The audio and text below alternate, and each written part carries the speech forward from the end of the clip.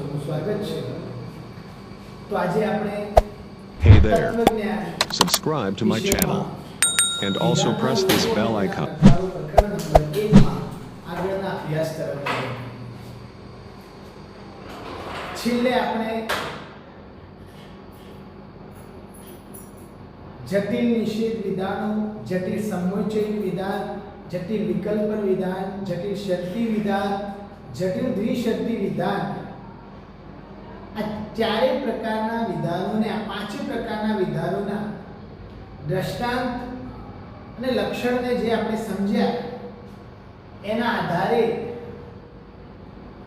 કારકોનું ક્ષેત્ર અને કૌંસના ઉપયોગને આપણે સમજવાની કોશિશ કરી. એમાં આપણે ક્ષેત્ર વિશે સમજ્યા અને એમાં નેક્સ્ટ જે મુદ્દો હતો સર્વોપરી કારક, એ સર્વોપરી કારકની વ્યાખ્યા આપણે સમજ્યા કે કોઈ પણ જટિલ સંયુક્ત વિધાન હોય, આ જટિલ સંયુક્ત વિધાનમાં કૌંસના ઉપયોગથી એ કારકનું કેટલું ક્ષેત્ર છે, એ કારક કેટલો વ્યાપ્ત થયેલો છે, એ આપણે નક્કી કરી શકીએ છીએ. અને કૌંસના આધારે સર્વોપરી કારક કેટલા ક્ષેત્ર વિસ્તારમાં વ્યાપ્ત થયેલો છે અને સર્વોપરી કારક કે જે સંપૂર્ણ વિધાનને, આખા વિધાનને આવરે છે, આ કે તે ભાગને જ નહીં પરંતુ આખા વિધાનને ક્ષેત્રરૂપ હોય, આખા વિધાનને આવરતો હોય, આખા ક્ષેત્રફળને કવર કરતો હોય, એ સર્વોપરી કારક. અને એના આધારે તો પાંચ પ્રકારના જટિલ વિધાનના નામ આપવામાં આવે. મતલબ શાના આધારે જટિલ સામુચ્ચય કીધું, શાના આધારે જટિલ નિષેધ કીધું, શાના આધારે જટિલ વિકલ્પન કીધું, શાના આધારે જટિલ શરતી કીધું અને જટિલ દ્વિશરતી કીધું. તો એને આપણે પાંચે પાંચ વિધાનોના સર્વોપરી કારકના આધારે આપણે સમજી લઈએ એક મુદ્દા. તો સર્વોપરી કારકમાં આગળ જઈએ ફરીથી કે કોઈ પણ જટિલ સંયુક્ત વિધાન હોય અને એમાં જે કારક આ કે તે ભાગને નહીં પરંતુ આખા વિધાનનું ક્ષેત્રરૂપ હોય, તો એવા કારકને, જે આખા વિધાનને આવરતું હોય, એને સર્વોપરી કારક કહેવાય. તો પહેલો મુદ્દો, જટિલ નિષેધ વિધાન ક્યારે કહેવાય? ક્યારે જટિલ સંયુક્ત વિધાનને જટિલ નિષેધ સંયુક્ત વિધાન કહેવાય? ક્યારે કે જે જટિલ સંયુક્ત વિધાનમાં સર્વોપરી કારક તરીકે નહીં અથવા તો નથીનો ઉપયોગ થયો હોય. સર્વોપરી કારક તરીકે નહીં કે નથીનો ઉપયોગ થયો હોય એવા જટિલ સંયુક્ત વિધાનને જટિલ નિષેધ કહેવાય. એવી જ રીતે જટિલ સામુચ્ચયિક કોને કહેવાય? તો જેમાં સર્વોપરી કારક કયો હોય તરીકે અનેનો ઉપયોગ થયો. શાનો ઉપયોગ થયો હોય? અનેનો ઉપયોગ થયો. એને જટિલ સામુચ્ચયિક કહેવાય. જટિલ વિકલ્પન વિધાન ક્યારે કહેવું? જટિલ સંયુક્ત વિધાન આપેલું છે કે એમાં એ વિધાનને જટિલ વિકલ્પન હોય તો ક્યારે તમે કહી શકો કે જ્યારે એમાં સર્વોપરી કારક તરીકે શું હોય? કાં તો અથવાનો ઉપયોગ થયો. અને જે કારક જટિલ શરતી તરીકે ઓળખવામાં આવે છે જે સંયુક્ત વિધાનને, તો એ સંયુક્ત વિધાન જેને જટિલ શરતી તરીકે ઓળખવામાં આવે છે એમાં કોને કહેવાય? કે જેમાં સર્વોપરી કારક તરીકે શું હોય? જો તોનો ઉપયોગ થયો હોય. શાનો ઉપયોગ થયો હોય? જો તોનો. અને પાંચમું જટિલ દ્વિશરતી સંયુક્ત વિધાન ક્યારે કહેવામાં આવે છે કે જ્યારે તેમાં સર્વોપરી કારક તરીકે કોણ હોય? જો, તો અને તો જ. એનો મતલબ કે આવો સિમ્બોલ અહીં નિષેધનો સિમ્બોલ, અહીં આ સિમ્બોલ અને એનો અહીં અથવાનો સિમ્બોલ, અહીં શરતીનો સિમ્બોલ અને અહીં દ્વિશરતીનો સિમ્બોલ, આવા પ્રતીકોનો ઉપયોગ થયો હોય એટલે કે સર્વોપરી કારકના આધારે આખા સંયુક્ત વિધાનને કયા પ્રકારનું છે, નિષેધ છે કે સામુચ્ચય છે કે વિકલ્પન છે કે શરતી છે કે દ્વિશરતી, એ ઓળખવામાં આવે છે. તો આના આધારે વિદ્યાર્થી મિત્રો તમે સમજી શકો છો કે કારકોનું ક્ષેત્ર અને કૌંસના ઉપયોગના લીધે જ, એના નિરૂપણના લીધે જ સ્પષ્ટ થાય છે કે કયું જટિલ સંયુક્ત વિધાન છે. એટલે કે તમે સમજી શકો છો કે જ્યારે સંયુક્ત વિધાન કોઈ પણ નોર્મલી વાણી વ્યવહારની ભાષા હોય, આપણે જે નોર્મલી ભાષા બોલીએ છીએ, આનું તમારી સામે ભાષણ આપું છું તો અટકું છું, જ્યાં અટકું છું કોઈ પૂર્ણ વિરામ આવતું એવી જગ્યાએ અટકું છું, વાક્ય પૂરું થાય છે. કોઈ જગ્યાએ અલ્પવિરામ આવતું હોય, સ્ટેપ બાય સ્ટેપ મુદ્દા, એ જગ્યાએ અટકું છું, તમને ખબર પડે કે અલ્પવિરામ આવે છે. તો એવી જ રીતે જટિલ સંયુક્ત વિધાનમાં અલ્પવિરામ નથી, પૂર્ણ વિરામ નથી, તો વિરામ ચિહ્ન કયું? તો એનો મતલબ કે તમે કઈ રીતે ઓળખી શકો છો? તો કૌંસના ઉપયોગથી. તો કૌંસ એ પ્રાકૃતિક ભાષાના વિરામ ચિહ્નો છે. કૌંસ શું છે? પ્રાકૃતિક ભાષાના વિરામ ચિહ્નો છે. શું છે? બહુ અગત્યનો મુદ્દો છે. જેવી રીતે કે નોર્મલી ભાષામાં આપણે વિરામ ચિહ્નોનો વાણી વ્યવહારની ભાષામાં જે ઉપયોગ કરીએ છીએ અને ભાષાની જે લય છે એને જાળવી રાખીએ છીએ, ભાષા ગલત ના થઈ જાય એના માટે આપણે પૂર્ણ વિરામ, અલ્પ વિરામ જેવા વિરામ ચિહ્નોનો ઉપયોગ કરીએ છીએ. એવી જ રીતે જટિલ સંયુક્ત વિધાનમાં કૌંસના ઉપયોગથી પ્રાકૃતિક ભાષામાં આવતી સંદિગ્ધતાને ટાળી શકાય છે. આનો અર્થ એ થઈ શકે જો કૌંસનો યોગ્ય ઉપયોગ કરવામાં આવે તો અને તો જ પ્રાકૃતિક રીતે જટિલ સંયુક્ત વિધાનમાં કારકોના ક્ષેત્રની સ્પષ્ટતા થાય છે. મતલબ વિધાનને કૌંસના બરાબર ઉપયોગ કરવામાં ના આવે તો એ જે સર્વોપરી કારક છે એ સર્વોપરી કારક કયા વિસ્તારને આવરે છે અથવા તો કોઈ પણ બીજો તાર્કિક કારક છે એ કેટલા વિસ્તારને આવરે છે, કેટલા ક્ષેત્રને આવરે છે, એ નિર્ણાયક રીતે થઈ શકતું નથી. પણ કૌંસના ઉપયોગના લીધે એ વિધાનનો ચોક્કસ અર્થ જળવાઈ આવે છે. તો કૌંસના ઉપયોગને લગતા નિયમો કયા છે એ નેક્સ્ટ ટોપિક આપણે અહીં જોઈએ.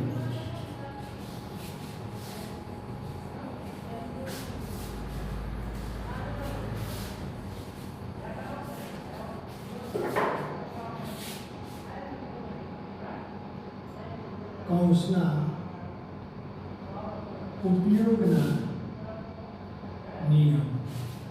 તો વિદ્યાર્થી મિત્રો, કૌંસના ઉપયોગને લગતા જે નિયમો છે એ છે કે એકમુખી કારક હોય. કેવું? એકમુખી. કયું કારક એકમુખી છે? આપણે જે કારકો ભણ્યા હતા એમાં તો નિષેધક કારક. કયું? નિષેધક. બરાબર? મતલબ નહીં વાળું અથવા નથી વાળું. કેવું છે? એકમુખી છે. તો એકમુખી કારકની જમણી બાજુ, કારણ કે એમાં જમણી બાજુ જ હોય, નિષેધક ડાબી બાજુ હોય છે એનો, અને બાકીના જે કારકો છે દ્વિમુખી છે. મતલબ અને, કાતો અથવા, જોતો અને તો જ, આ ચારે ચાર દ્વિમુખી કારક છે. તો એકમુખી કારકની જમણી બાજુ અને દ્વિમુખી કારકની બંને બાજુ એટલે કે ડાબી તેમજ જમણી બંને બાજુના ક્ષેત્રને કૌંસબદ્ધ કરવું જરૂરી છે. તો જટિલ સંયુક્ત વિધાનની પ્રાકૃતિક રજૂઆતમાં આ વાક્યમાં તકલીફ ના ઊભી થાય, વાક્યની સંદિગ્ધતાના નિવારણ માટે, સંદિગ્ધતાને ટાળવા માટે આ જે કૌંસનો ઉપયોગ થાય છે એ 3 પ્રકારના કૌંસનો ઉપયોગ થાય છે. કેટલા પ્રકારના? 3 પ્રકારના. તો 3 પ્રકારના કૌંસ છે. પહેલા નંબરનો કૌંસ તમે આને ઓળખો છો, બીજા નંબરનો કૌંસ બ્રેકેટ, ત્રીજા નંબરનો છગડીયો. તો આપણે બધા જાણીએ છીએ ઓલરેડી, આપણે ગુજરાતી વિષયને બચપનથી ભણતા આવ્યા છીએ એટલે આપણે આ કૌંસના ઉપયોગને આપણે આને નાનો કૌંસ કહીએ છીએ, આને મોટો કૌંસ કહીએ છીએ અને આને છગડીયો કૌંસ કહીએ છીએ. તો આ 3 કૌંસનો ઉપયોગ થાય છે જટિલ સંયુક્ત વિધાનમાં કારકોના ક્ષેત્રને દર્શાવવા માટે, જટિલ સંયુક્ત વિધાનની સંદિગ્ધતાને ટાળવવા માટે. તો મૂળ નિયમને આધારે ઉપયોગમાં લીધેલા કૌંસના ઉપયોગથી કેવા વિધાન બને છે અને વિધાનમાં તમે વિધાનોના કૌંસના ઉપયોગ કેવી રીતે થયેલો છે એવું તાર્કિક સ્વરૂપે એટલે કે પ્રાતિક રીતે રજૂઆત કરેલા જો વિધાન ઉદાહરણ લખવામાં આવે તો તમારે એને ઓળખવાનું છે કે આ વિધાન જટિલ નિષેધક છે કે આ વિધાન જટિલ વિકલ્પન છે કે આ વિધાન જટિલ શરતી છે, એ આપણે ઉદાહરણ દ્વારા સમજવાનું છે. તો આપણે નીચેના ઉદાહરણોને અહીં જે નોંધવાના છે એ ઉદાહરણોને આપણે જોઈ લઈએ.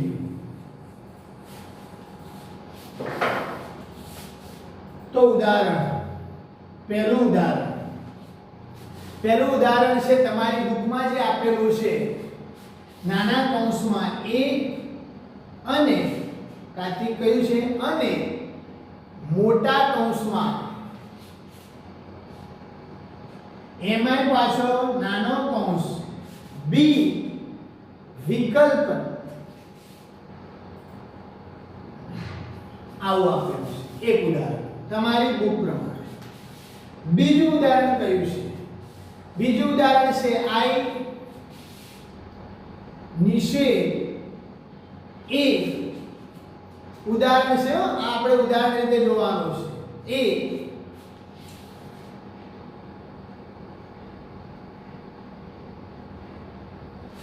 આખું મોટો કૌંસ વિકલ્પન, પાછો મોટો કૌંસ b r નાના કૌંસમાં અને એક આ ઉદાહરણ છે. ત્રીજું ઉદાહરણ અહીં તમે જાતે પણ બનાવી શકો છો. છગડીયામાં એમાંય કૌંસમાં નિષેધ નાનું બ્રેકેટ એટલે કે મોટો કૌંસ, પછી એને પાછો છગડીયો કૌંસ, છગડીયા કૌંસ પછી પાછો વિકલ્પન, શું વિકલ્પન, પાછો છગડીયો કૌંસ, પાછો મોટો કૌંસ એના અંદર, પછી r નાનો કૌંસ m અને એમાંય સામુચ્ય, પાછું મોટો કૌંસ, પાછો શરતી, પછી પાછો મોટો કૌંસ r એમાંય નાનો કૌંસ, પાછું વિકલ્પન s મોટો કૌંસ અને એમાં છગડીયો કૌંસ. તો અહીં તમે સમજી શકો છો કયું વિધાન કયા પ્રકારનું જોવા મળે છે. ચોથું નિષેધ છગડીયો કૌંસ, છગડીયા કૌંસમાં પાછો મોટો કૌંસ, મોટા કૌંસમાં પાછો નાનો અને a b મોટો, પાછું વિકલ્પન, પાછો છગડીયો કૌંસ, પાછો મોટો v નાનો, પછી અને m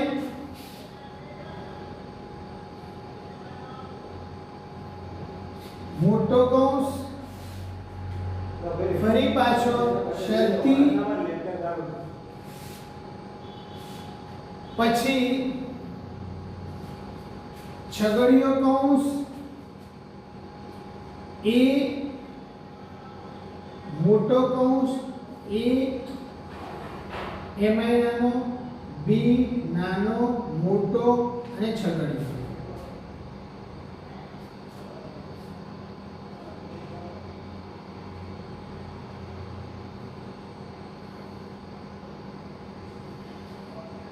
અને આપણે આવી રીતે કરશું.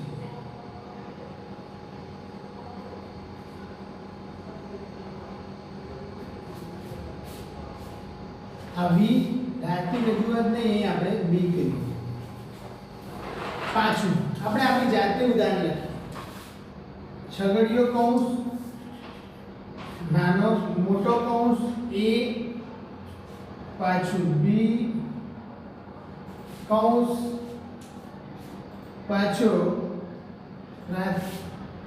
શરતી મોટો કૌંસ સી ડી આ કૌંસ બી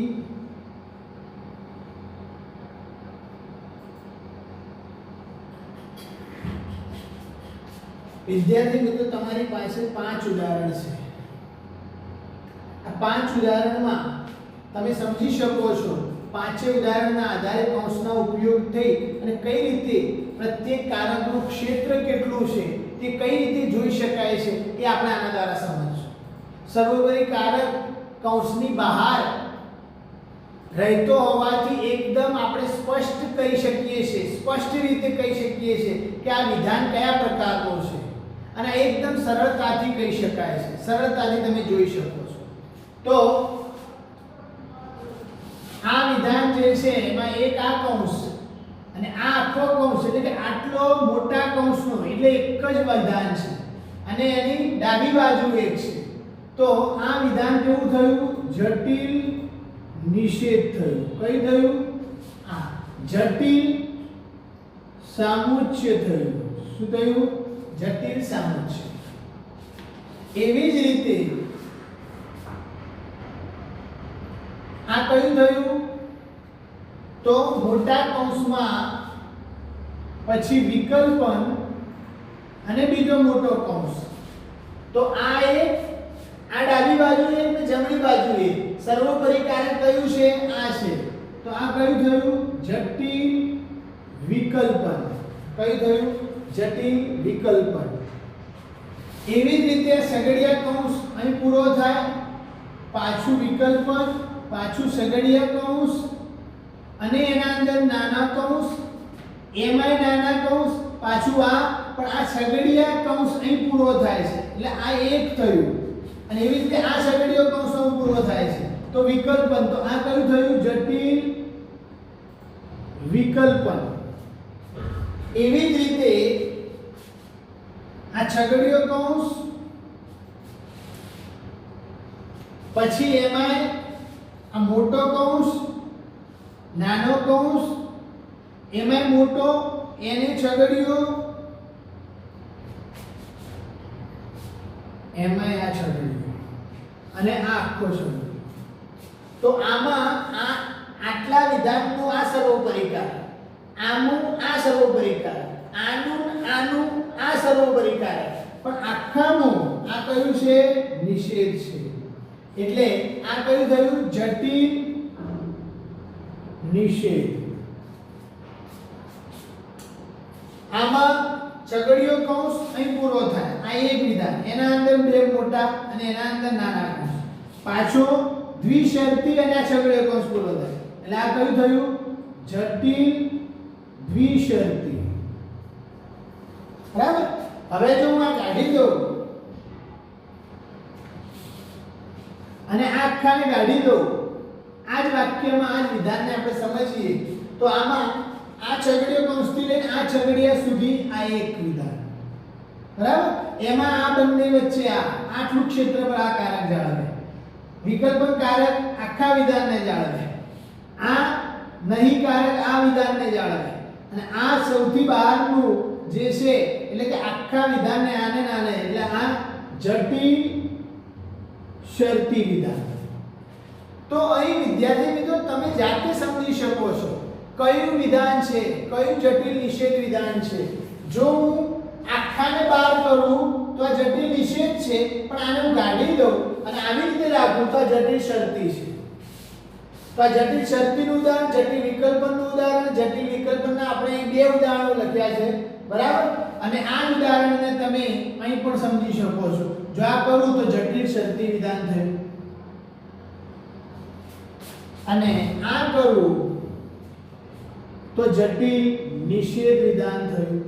તો અહીં બધા વિધાન થયા. જટિલ સામુચ્ય, આ મેન, જટિલ વિકલ્પન, આ સર્વોપરી કારક, આ સર્વોપરી કારક એટલે જટિલ શરતી, અહીં આ સર્વોપરી કારક એટલે જટિલ નિષેધ અને આ સર્વોપરી કારક એટલે જટિલ દ્વિશરતી.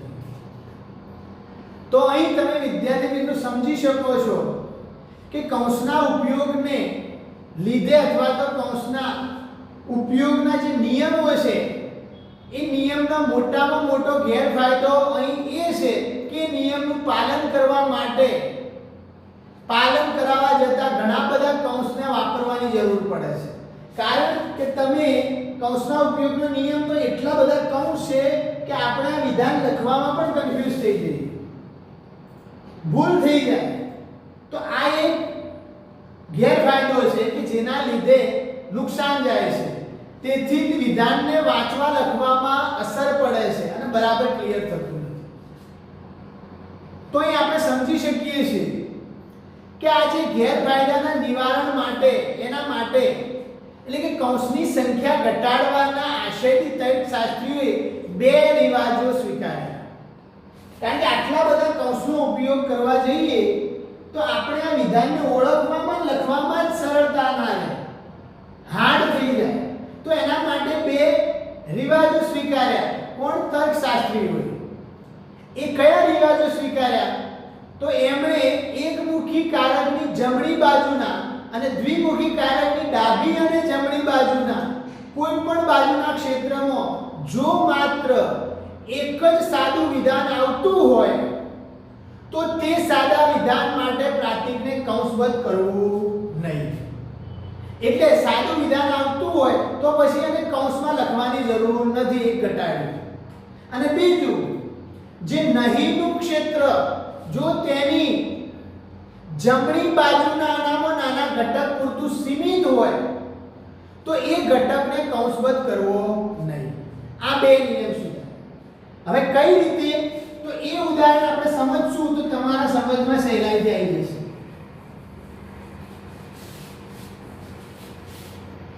માની લો કે પહેલું વિધાન જે છે એ જે આપણે પહેલા લખ્યું a અને છગડીયા કૌંસમાં મોટા કૌંસમાં b વિકલ્પન d અને પાછો મોટો કૌંસ કર્યો. તો એવું ના કરવું હોય તો a અને b and d થયું.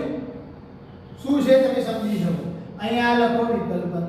તો આ એક વિધાન, જમણી બાજુ આ, ડાબી બાજુ આ સર્વોપરી કારક. સીધી ભાષામાં લખાય.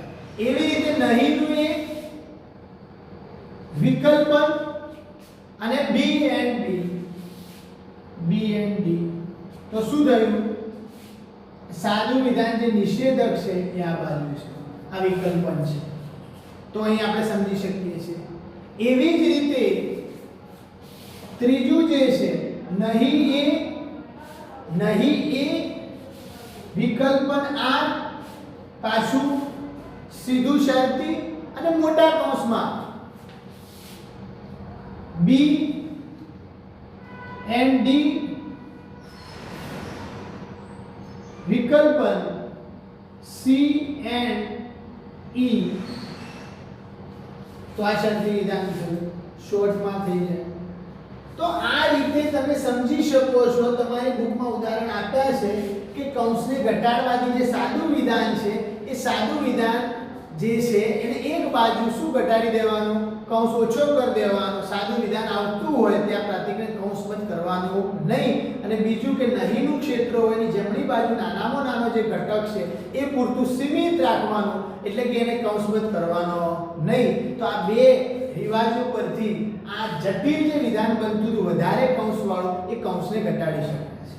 તો વિદ્યાર્થી મિત્રો, અહીં આજે આપણે કૌંસનો ઉપયોગના નિયમો, સર્વોપરી કારક વિશે સમજ્યા.